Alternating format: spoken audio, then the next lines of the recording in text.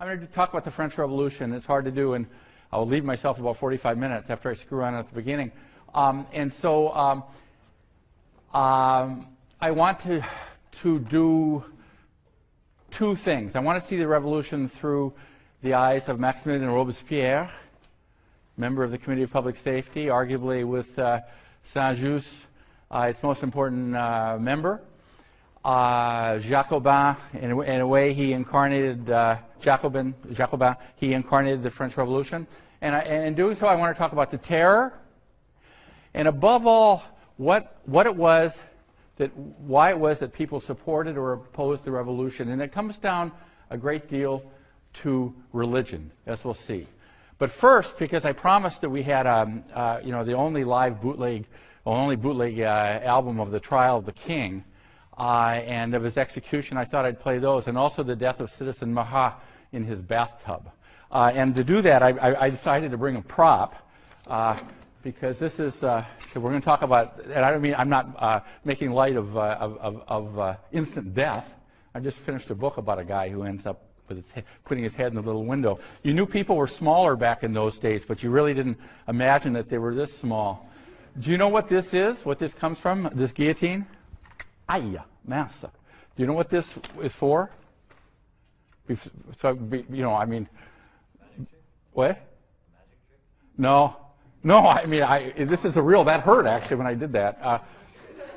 Don't write your parents, especially if freshmen, and say, God, he was running around waving a guillotine, running around the place. There he goes again. No, this is for cigars. This is for cigars. Yeah. Was that your idea? You did? No, don't smoke. Anyway, can you put on the first one? This is the trial of the king. Simon? Yeah, thanks. The CD. This is the king. I'll just translate part of it. I'm not going to translate the whole thing. It doesn't matter if you don't know French. This is just for ambiance. This is the ambiance. Yeah.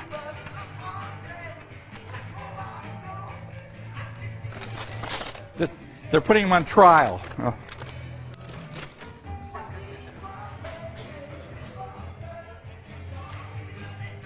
He did bad things. Just I'll translate part in a minute. This takes probably too much time, but it's cool. This is from a rock opera. La Révolution Française.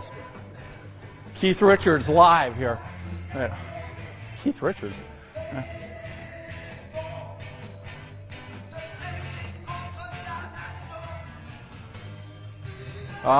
This is too long to get to it. Apologize. But Louis the 16th, this was his finest moment. This is not Louis the 16th. Shit.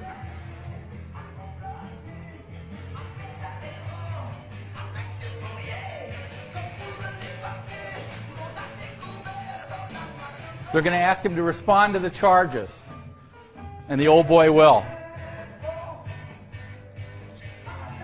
Yeah. Answer the act of accusation, the indictment.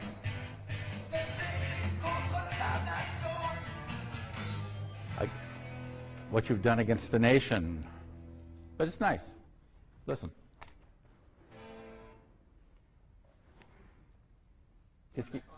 Yeah. I should have started with the next one, actually. No. This is it.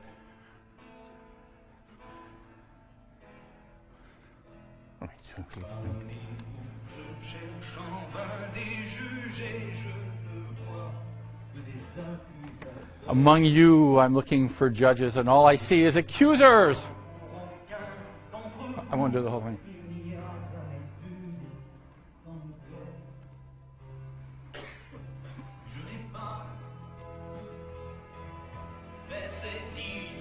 I never did this horrible thing, ignominious thing. I never betrayed my country, which is patently false.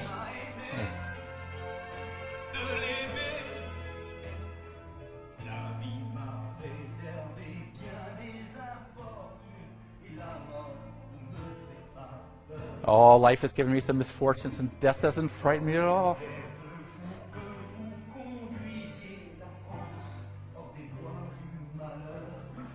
Maybe you can do friends better than me, they're saying. Take care of France better than I could. Keep it from its own excesses.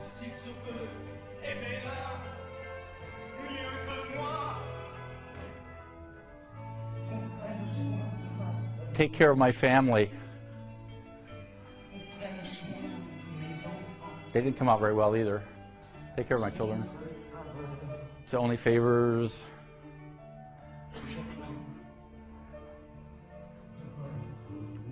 That I really ask you to carry out.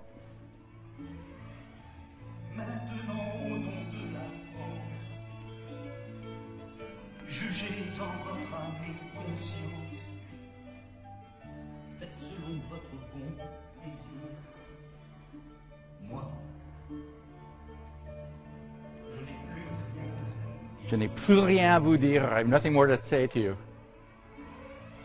They're going to vote now. Got live. Got dead.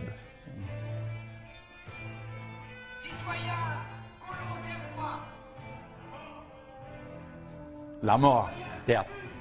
C'est injuste. La mort. Marat. He'll get his in a few minutes.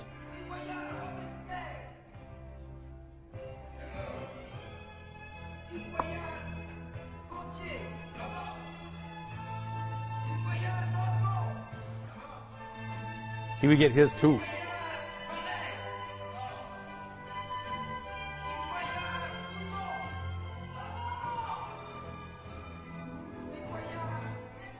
Okay, now they execute the old guy. Next, please.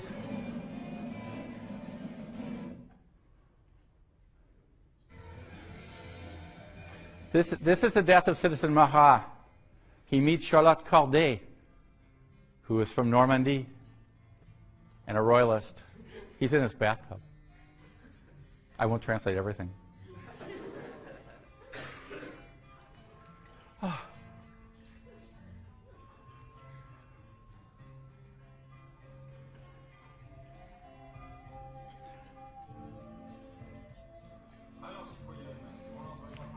Citizen, you're coming without knocking? Now you're seeing Citizen Marat all nude in his bath. What's your name? Charlotte. Ah, but you have very nice eyes. Come here, a little closer. What can I do for you? I won't translate that. Do you like them, citizen? Ah.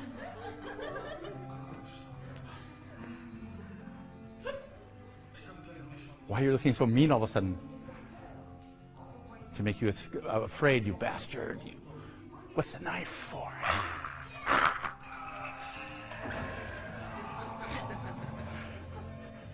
You heard it live, that's it. Okay.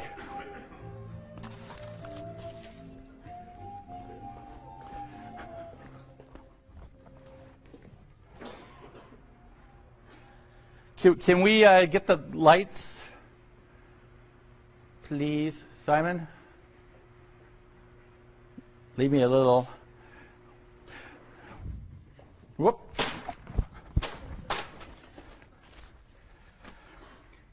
Maximilien Robespierre was born on May 6, 1758 in Arras, a beautiful town destroyed in World War I in the north of France. His father was a lawyer, who was a son and grandson of lawyers. His father married the daughter of a well-to-do brewer, and they were married a few months before the birth of Maximilien. Two daughters, one who died, this was fairly normal, and Augustin, his brother, followed. His mother died giving birth to a fifth child who barely survived her. The father was unstable, always leaving home at the time of the birth of all of his children. He finally died in Germany. So Robespierre never had a family. Psychohistorians have done a lot with this. The family of four was left in the care of a maternal grandmother and by aunts. So essentially he was an orphan at the age of 8. He felt his father's guilt about causing the death of his wife. After his sister remembered, after his father disappeared, a total change came about in him. Formerly, like all other children of his age, he was thoughtless and turbulent and flighty. But since he became the family head, so to speak, by virtue of being the eldest, he's become settled. and responsible and laborious. He spoke to us with a kind of gravity which impressed us. If it was to take part in our games, it was in order to direct them. He loved us tenderly, and there were no attentions and caresses that he did not lavish upon us.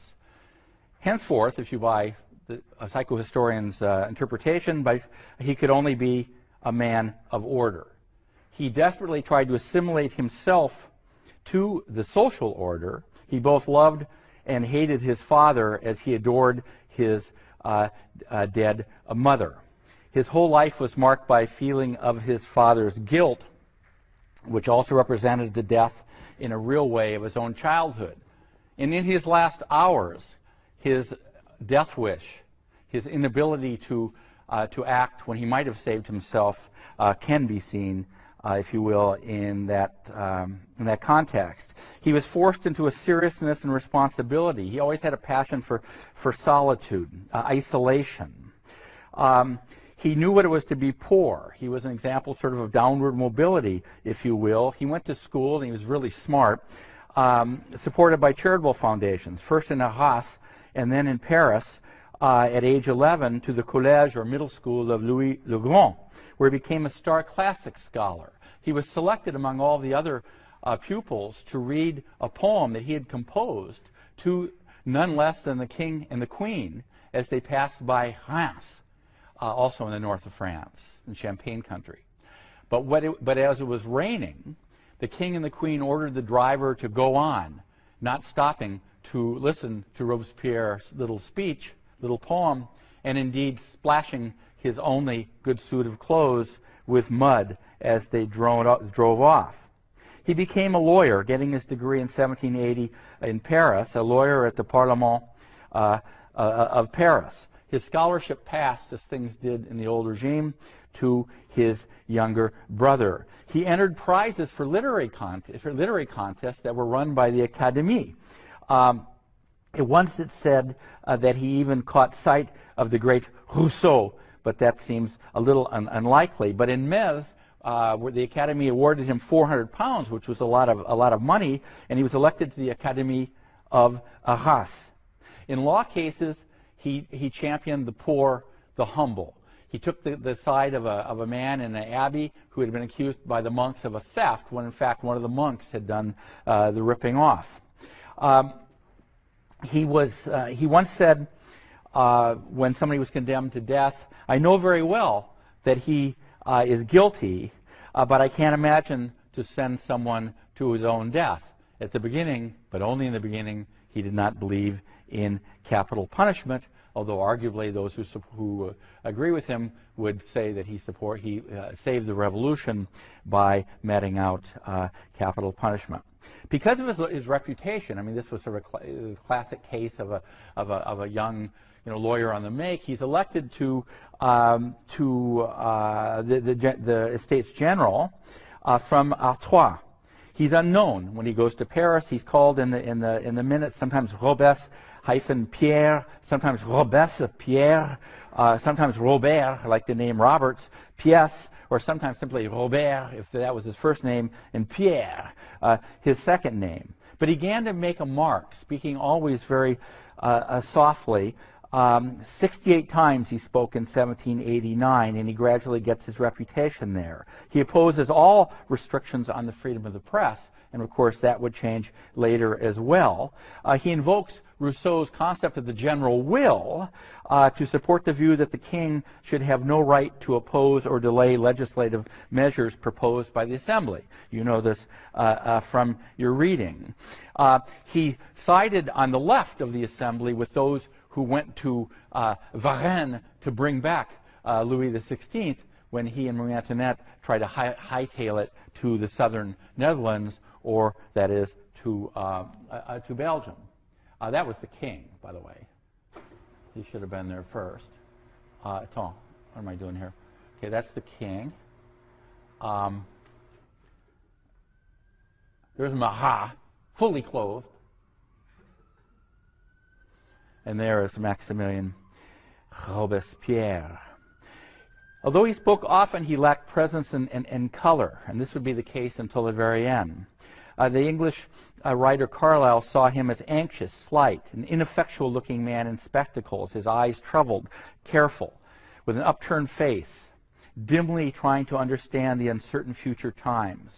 But he spoke with an intense passion and conviction, belief in all that he said. Mirabeau, who died of syphilis, one of the king's main advisors, said of him, that man will go far because he believes every single thing that he says.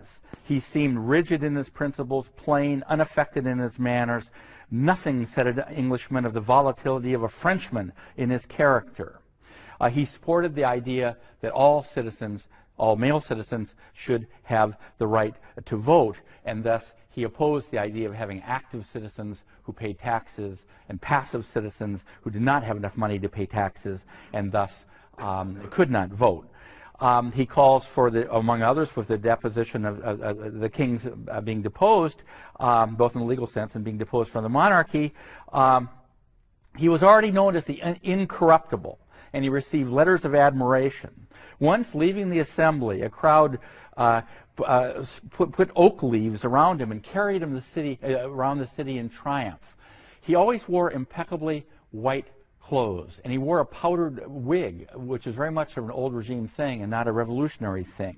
He was not somebody who was going to go out and tutoie easily, and the revolutionaries tutoied as a form of that is in the familiar form, like du in German, as opposed to sie, that familiar form. All were equal, therefore you didn't say vous to people who were above you in the social ladder. He didn't like people touching him, and indeed, probably, he was chaste.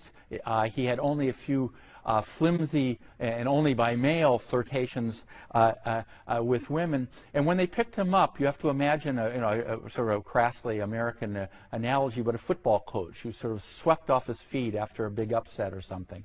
And he doesn't like people touching him. He doesn't like being carried away by them. One of the letters, and he was ascetic, always preferred being alone. Ate very modestly. One letter to him said, as incorruptible as you are courageous, and he was that, you have always openly displayed your feelings. It has never been self-interest that has made you act or speak, only the general interest. He identified with ordinary people, and he ends up living in western Paris, a more prosperous part of Paris, but in the home of a carpenter on a street called the Faubourg Saint-Honoré. And those were really his happiest moments because it provided him with a family. They had young children in it that he really hadn't had a very normal circumstance. And people who came to see him saw him sort of stretched out on the couch with his family trying to guess from the way he looked what he might want. Would he want more grapes? Would he want more milk? Et cetera, et cetera. He read a lot. He wrote his speeches, which were written out by hand, always well combed and powdered, in the cleanest of dressing gowns, et cetera, et cetera. Now, he began to be a frequenter of the Jacobin Club. Now, these clubs, like the Feuillants and the Cordeliers and the Jacobins, were called that not because they had anything to do with the religious orders, like the Jacobins were a religious order, because the biggest place that you could meet were churches and abbeys. Those were always the biggest buildings. And so the Jacobins, who were on the left of these clubs, just began meeting right even before the Bastille falls on the 14th of July, 1789. He begins to go to the Jacobin Club. And the Jacobins become the great left-wing centralizers of the revolution. They trumpet the authority of the Parisian sans-culottes. That's a term, another French term so important it worked its way into English encyclopedia or dictionaries. The sans-culottes were those who supported the revolution. Technically, if you said a sans-culotte was somebody who's not wearing pants, but that's not what it meant. What it meant was not wearing fancy kind of aristocratic breeches, and it became identified with a form of political behavior. You could be an aristocrat, and there were liberal aristocrats in a meeting in a club called the Club of the 30 who helped push the revolution really toward constitutional monarchy, at least in the beginning. If you were against the revolution, you were an aristo, you're an aristocrat. If you were for the revolution, you were part of le peuple, the people. And you chose the color red because red becomes the color of the left-wing interpretation of the revolution. And you gave people kisses on both sides of the cheeks, or 3 times, depending on where you were in France, as recognizing the solidarity you had as being a citoyen, that is a male citizen, or a citoyenne, a female citizen as well. The whole idea of kissing, by the way, is terribly important in France, but that's mostly a late 19th and really 20th century thing, because people really kept their distance. Whereas now, if you live in Paris, you kiss twice, or in the 16th arrondissement, not at all. You really shake hands. If you live in the Parisian suburbs, often you kiss 4 times. If you live in the south of France, you kiss 3 times. In the department of the Hérault, which is Bas-Languedoc, if you live in Béziers, you kiss 3 times. If you live in Montpellier, which is a more aristocratic city, traditionally a more formal city, though it's a big university town, it really rocks, you kiss only twice. But this idea of kissing people on the cheeks was a sign of revolutionary solidarity, and symbols were very, very important. If you carried pikes around, pikes at the Battle of Valmy, which you can read about, it's the pikes of the sans-culottes that stopped the highly professional armies of the enemies of the revolution. He believes in the necessity of a single will. Again, this comes out of Rousseau's idea of the general will to save the revolution against its enemies. And he is one of the people that helped push the French Revolution to the left. Now, and his principles were totally unshakable. He doesn't budge on them at all. And of course, it's just insane to look back and see in Robespierre, the origins of totalitarianism, despite the Committee of Public Safety. Robespierre also, was a man of his times. He was not against all property. He was against les gros, people having too much unearned property. He thought everybody should have enough to get along, but that even people who didn't have any property and thus didn't pay any taxes, as I said before, ought to have the right to vote. He also, like the Jacobins, believed that they ought to have enough to eat.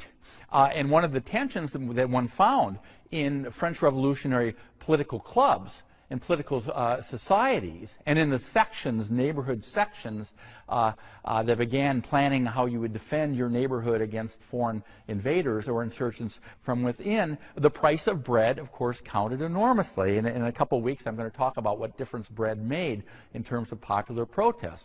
Because people who believed in the kind of free trade that Turgot had in the 1870s believed that the market ought to determine the price of bread.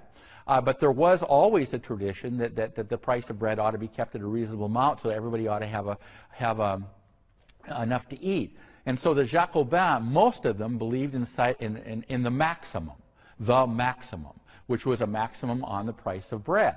Now, their enemies on the revolutionary left, or sort of left central, were called the Girondins, whom I wrote on the board, and a name I sent around on the class server. The Girondins, G-I-R-O-N-D-I-N-S, which is also the name of the Bordeaux soccer team, were from Bordeaux and the department of the Gironde. Many of them were. They are merchants. They are free trade people, and they also were extremely interested in launching foreign wars to carry liberty, fraternity, and equality abroad. Now, scrambling for this great quote, the Girondins were in love with war, and there was this great kind of rhetoric about conquest and carrying freedom, in quotes, to other countries. Though one had to be, and many people were cynical about this, when the French troops poured into the Rhineland, the prostitutes of the Rhineland cities dressed up in red, white, and blue flags to welcome their new clients.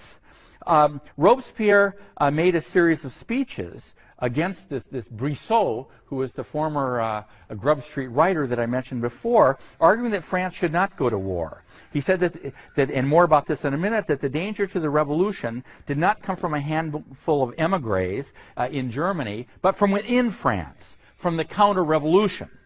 And that's important, and that's worth underlining. And secondly, he argued that launching wars all over the place will merely play into the hands of the king, who at this point was still the king, and the counter-revolutionaries, perhaps paving the way for some sort of military dictatorship. How forward-looking was that? Because that's exactly what they ended up with, of course, with Napoleon. Moreover, he argued that war would separate soldiers from the rest of the people. And indeed, the levée en masse, my guillotine almost fell down,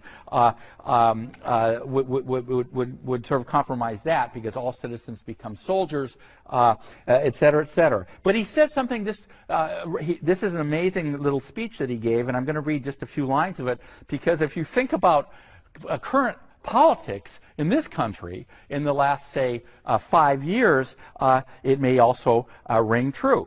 He said, this is Robespierre, the most extravagant idea that can arise in a politician's head is to believe that it is enough for a people to invade a foreign country to make it adopt their laws and their constitution. No one loves armed missionaries. The Declaration of the Rights of Man is not a beam of sunlight that shines on all men, and it is not a lightning bolt which strikes every throne at the same time. I am far from claiming that our revolution will not eventually influence the fate of the world, but I say that it will not be today. Amazing. He lost this debate in 1792, and in fact his denunciation of plots against the revolution may have contributed to revolutionary paranoia, which would be acting out in the terror. But on the 20th of April, 1792, the Girondins and the king got their wish, and war was declared on Austria, and French troops crossed into Belgium, that is the Austria-Netherlands, and the wars went on and on. Now, I want to make a couple points that are pretty important. I'm not going to use these papers to do this. That the threat to the revolution did not come just from Austria, from Great Britain, from Prussia, from Russia, from the big allies. And Robespierre got this right. There are two, and the timing of this you can read about it in the chapter, and please do. There were two main counter-revolutionary threats to the revolution. The first, which was not the most important, but still is worth mentioning, was what has been called the Federalist Revolt. The Federalist Revolt. And this was based in cities in which merchants, free traders, played a big role in that. Here is a map of La Belle France. Now, Bordeaux, we've already talked about. You've got all these wine merchants and all this fancy land, and who merchant other things as well. You've got Marseille. Toulon is not yet the huge port it had become in the 19th century. You've got Marseille.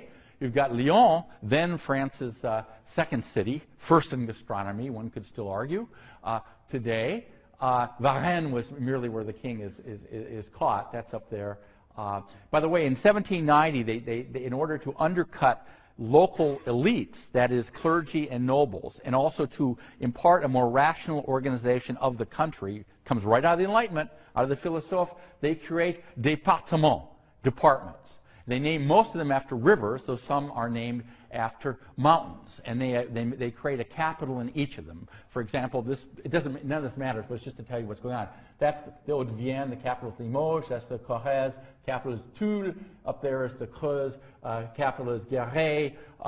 This is the Landes, Mont-de-Marsan. This is the Pyrenees, the Atlantic Pyrenees. The capital is Pau, etc., etc., etc. So the Federalist Revolt, also in Caen, that's where the aforementioned Charlotte Corday came from. From that part of that's the department of the Calvados, which is also the name of a wonderful apple brandy. So the Federalist Revolt comes in cities like it comes in above all in Lyon, Caen, Marseille, Toulon, and Lyon. And of course, the revolutionary armies the armies of ordinary citizens in the Republic, what had become the Republic, crushed them. They crushed them like grapes. In Lyon, one of the members of the Committee of Public Safety, who was confined to a wheelchair, a man named Couthon, that you can read about, C-O-U-T-H-O-N, says he's going to plow Lyon under like Carthage, and they do execute people on the Place Bellecour. And so this Federalist revolt is against the Jacobins. It's against the Parisian-centered, far-left interpretation of the French Revolution. By the way, there are groups on even further to the left. The Jacobins really weren't that far to the left, but there are groups like the Enraged, les Enragés. There's even a guy called Gracchus Babeuf who believed that that property should be abolished, but these are just very small groups. Babeuf is guillotined in Vendôme, which is south of Paris, near the Loire, and his trial is a wonderful source, actually, the trial of Gracchus Babeuf, an original source. So anyway, that's the Federalist Revolt. But the most important threat to the revolution comes from peasants. It comes from peasants in the west of France, also down where we live, in this part of France too. That comes later. But basically, what I'm going to talk about for a few minutes is the revolt in the West. Now, it was often said that peasants would never march more than a day away from their fields, but certainly, as Mao and lots of other people have shown, or Ho Chi Minh, that's not the case at all. The war was fought with a savagery, with a brutality that was simply, staggering. There were massacres on both sides. The Vendée, which is in dark there, became a department, number 80, good old number 85, but it became such a major bloodbath that the entire counter-revolution in the West is often simply called the Vendée. I am in history literally because I read a long time ago a book written by my late and much missed friend Charles Tilley called The Vendée, which sought to explain, and did explain, and really hasn't been nuanced very much over the decades, why some people opposed the revolution, taking big-time chances, and other people who didn't live that far away supported the revolution. And so what he found, he studied an area that it doesn't matter where, but sort of the north of that dark area, actually in the Maine-et-Loire, a different department. Here's another French word that's also English, in the bocage country, B-O-C-A-G-E. It's the hedgerow country. And he found that the people who rose up against the revolution and took big-time chances, I mean, the Republicans didn't screw around, and there was a lot of just horrible brutality. They drowned thousands of clergy in the swirling waters of the Loire River, which is a very dangerous river, by putting them out into the river with holes drilled in the bottom of the boat, which didn't give them a big hope. They killed lots of people on the Ile de Ré, which is up here off La Rochelle. And of course, the forces representing the monarchy, representing the nobles, were, if anything, even more brutal. They crucified people, literally. They made them, kiss the cross before they beat them to death. I mean, it was really a nasty time. And so, but looking at people who rebelled and ones who didn't, the areas, one of the things we can say, at least by that particular area, but it really rings true, is that areas in which that traditional elite, noble and priest, had not been broken down by the economic and social changes of the 18th century.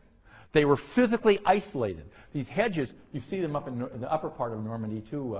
I mean lower Normandy, but high up there on the near Cherbourg in the Manche.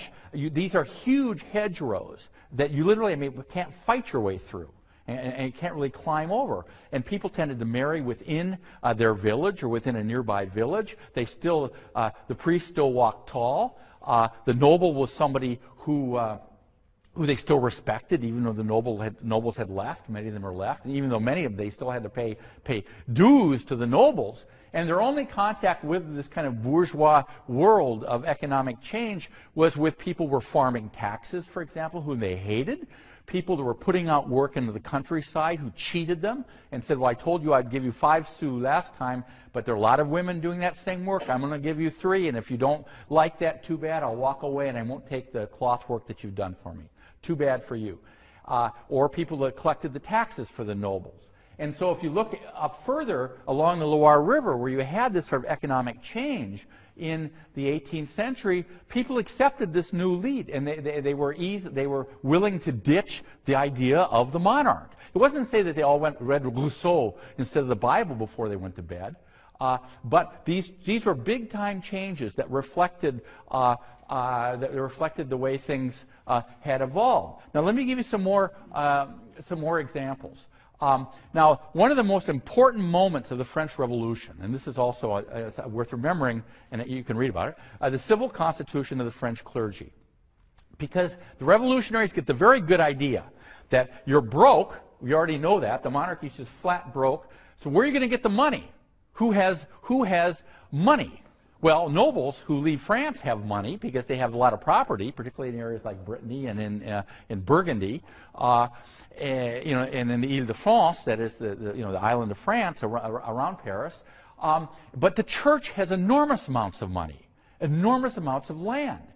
So what they do is they essentially nationalize the church, the details you can get, and they force people to take an oath to the French Revolution, to the nation. To the nation. Now, in certain parts of France, particularly those that rose up against the revolution, the priests don't take the oath. They refuse to. And they are called non-juring, that is, non-swearing priests. J-U-R-I-N-G. In other parts of France, the priests were more willing to take the oath, and they were called juring clergy. So this is important. If you just look at this map, you see this is by cantons within departments. But you see all that white up in Brittany in those revolutionary areas. It corresponds exactly to the area of people who fought against the French Revolution, because the clergy still has enormous influence, and sort of the nobles, even if they're living in England at the moment, or living in Britain, or living in the Austrian Netherlands, or in the Rhineland, or somewhere else in Germany. But this isn't enough. I mean, that's not enough, because we have to see really what, here we go, this is by district, this is an even better map of it. And you see that in the central part of France here, that priests refused to swear allegiance, as in our village, to the French Revolution. But in Brittany and in Normandy, they did massively. And in Alsace and Lorraine, they did massively. And in the north of France, they did massively. So, okay, but I mean, that's fine, that's interesting. But so what's going on here? What's going on? Why does it go like that? It's not just that people also get together and say, let's not swear to the revolution. Let's, go have a drink of Calvados instead. More important changes are going on. Now, the word de-Christianization, which I also sent around, has 2 meanings. One is the campaign against the church by the revolutionaries to melt down church bells, etc., etc. De-Christianization, to change the calendar so that it's no longer January, February, March, but it's Germinal, Thermidor, Ventos, names that have to do with winds and plants and the agricultural calendar. That's part of de-Christianization. But that's not the big issue. The issue is that in these areas in which the revolution was accepted, that old-time religion was on the rope. A friend of mine was a great historian called Michel Vauvel, long time ago, did a book on de-Christianization. He looked at part of Provence. And he looked at how people, what they did with their money in wills. They looked at the number of people who became priests or nuns. He looked at, all sorts of things. How many people baptized their children within the 3 days you were supposed to in the Catholic Church. And what he found is that the church, it wasn't the revolution that destroyed the role of the church, or that reduced the role in ordinary people's lives, that had already happened. And it began after the Counter-Reformation, that is the Catholic Reformation. It was already well underway by the 1730s and the 1740s. So you can see political behavior here reflecting these big-time important trends. You know, it's another way you could look at bishops' sermons. You look at how people name their children. You know, in the 19th century, when they stopped naming their children after saints, local saints, for example, that's another good indication. Or, you know, you don't have many people named Marie Magdalene anymore in France, or that kind of thing. Or in the Limousin, named Martial or Léonard, these names of local saints. So these, and here again, the areas that were counter-revolutionary, you know, particularly up in Brittany and you know, Poitou and those regions there, the big story was these major kinds of change. Ultimately, what I'm saying then is religion was very likely to be arguably the most important cause for people supporting or opposing the revolution. Particularly the radical revolution, is the Committee of Public Safety sat around this big table and made big decisions. Now, what about the terror itself? The interpretations of the terror basically have gone like this. One, it was sort of a bloodletting by the very poor of their social betters. Well, that's, you know, pretty much nonsense. Secondly, that it's a reflex action to save the republic. Well, that makes more sense. Basically, and somebody in the 1930s, you know, before there was really quantitative history, went to look. A guy called Donald Greer said, let's look at the victims of the terror. And what he finds fits into where we started, which is Maximilien Robespierre and his attempt to save the revolution. That most people in the terror, there was a higher percentage of clergy and nobles executed because there are small percentages of clergy and particularly nobles in the French population. But the vast majority of people that either were given prison sentences or put their heads through the little window or were shot down, executed, like executed as in Lyon, were peasants and were artisans. Why? I mean, because there were more peasants and artisans, above all peasants, in France than any other social group. Now that's good. I mean, that's good to know that. But even more important, that the incidents of the terror in the French Revolution come in areas that are battle zones, that they reflect, you know, the war, the professional soldiers of monarchies fighting in the north of France or fighting in the east of France, and they reflect the Civil War. Is that a lot of people were put to death or were executed because they were fighting or participating in supplying troops in battle zones. It's possible, as my friend David Bell has argued, to say that parts of this represent the first total war. I'll talk more about that when we get to Napoleon, because it's an interesting subject. But anyway, the terror was no sort of bloodletting, organized bloodletting, or spontaneous. It was that too, despite the horrible incidents, despite Nantes and despite the massacres in the prisons in September massacres in Paris. You know, there was a logic to this, and it had to do with trying to save the revolution. Now, back to Maximilien Robespierre. Fumbling through his papers here to get to the appropriate point. They tried to kill Robespierre, of course, as the terror gets more organized, and he had a tendency, as did Saint-Just and the other ones, to say, if we just have one more terror, one more round of terror, we'll finally save the revolution and all will be well. But lots of people in the assembly looked around reasonably enough and said, we might be the next victims. He became increasingly tired, fatigued. He was never, a dramatic speaker, but it was as if he no longer wanted to be heard. 2 attempts on his life. It finally got him to come to the Jacobin Club and to go the convention.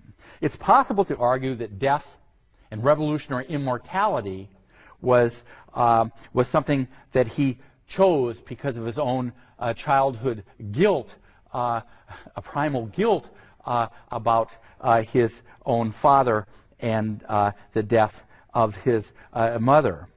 For someone who was ascetic and withdrawn and preferred to be alone, he became increasingly that way, unable to act.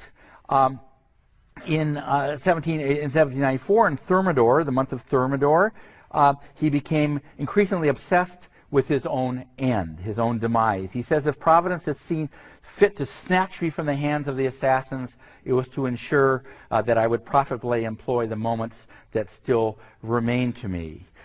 Yet he could only, as people howled at him from every conceivable angle in the convention, murmur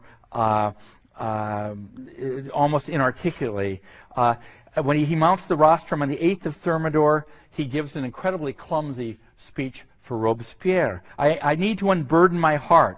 Everyone is in a league against me and against those who hold the same principles that I hold. What friend of the nation would wish to serve the nation when he no longer is allowed to serve it? Why remain in an order of things in which intrigue eternally triumphs over truth? How may one bear the torture of seeing this horrible succession of traitors? Perhaps he thought that his own death would rouse the patriots, that is, the sans-culottes in the sections, in the neighborhoods of particularly central in eastern Paris. 11 times he is shouted down, and people shouting, "Down with the tyrant," and he says only, "I ask for death." He leaves with his brother and with Couthon, and they go to the town hall. The same building is not there, but it's in the same spot, and they wait upstairs. And occasionally somebody would say to him, well, why don't we go out and rouse up the sections? Why don't we, we are at great risk here. And they just sit there. They sit in this room. They sit there all night, and finally, inevitably, the troops of the conspiracy run up the stairs. Couthon tries to escape in his wheelchair, and the wheelchair bounces along with him down the stairs. Robespierre either takes a pistol and shoots himself in the jaw, or is shot in the jaw. And he spends time trying to rub the blood because he had this thing about clean white clothes. And until they know what to do with him, at one point he's lying on a table and he points with Saint-Just. They point to the Declaration of the Rights of Man and of Citizen, and they said, we did that. And indeed they did. And they find themselves taken to the Conciergerie, that is the prison of the Conciergerie, which is still there. It's no longer a prison. It's one of the great Gothic halls, one of the 3 great Gothic halls in France, along with Avignon and Mont-Saint-Michel. And, of course, the trial is as he would have had it, and had it for the enemies of the revolution, is quick, with no defense really permitted. The next morning, they clip his hair back, as one did, so that the long hair would not in any way slow the blade of the guillotine, and they take him, put him in a wagon, and it takes, because there wasn't very good way, there were not major thoroughfares through Paris, they take him to the Place de la Révolution, which is now called the Place de la Concorde, and they pass him by his house, the house of the carpenters which he stayed, where he had had his happiest moments. And as he gets closer to the Place de la Révolution, where he's going to meet Sanson, the executioners are all, it's a blood trade after all. And rather like butchers, they all intermarried. And they lived outside the walls of cities. He's going to meet Sanson. And as he gets there, he surely noticed that the women were more and more well-dressed, and so were the men. And as he gets there, they're shrieking at him, an obscene term to go with, down with the maximum on the price of bread. It's a different crowd. It's a very different crowd. Thousands of people came to hear lean forward to catch the last words, to see the head held above, as they did with Louis XVI and with Marie Antoinette. Hold my head up, it's a good one, said Danton, or something like that, when they'd executed him on Saint-Just and Robespierre's orders before. And he meets Sanson with blood pouring out of the bandage holding his jaw on, having come loose. And even at the end, even if they shove his head into the little window, blood is pouring from him. And one doesn't know. We can't imagine, as he looked up, as his head is down, as he looks up, he sees the throngs who have paid a fine price to sit on the roofs, like being across from Wrigley Field or something like that, to see the death of the tyrant.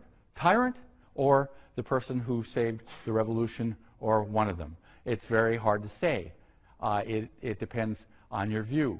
But certainly, one can imagine that Robespierre breathed a breath of of relaxation, of leaving an existence that had tortured him, and of gaining for the revolution he hoped revolutionary immortality, but also perhaps, one can argue, paying a debt to his family that stemmed from the death of his own mother long before in Arras. See you on Wednesday.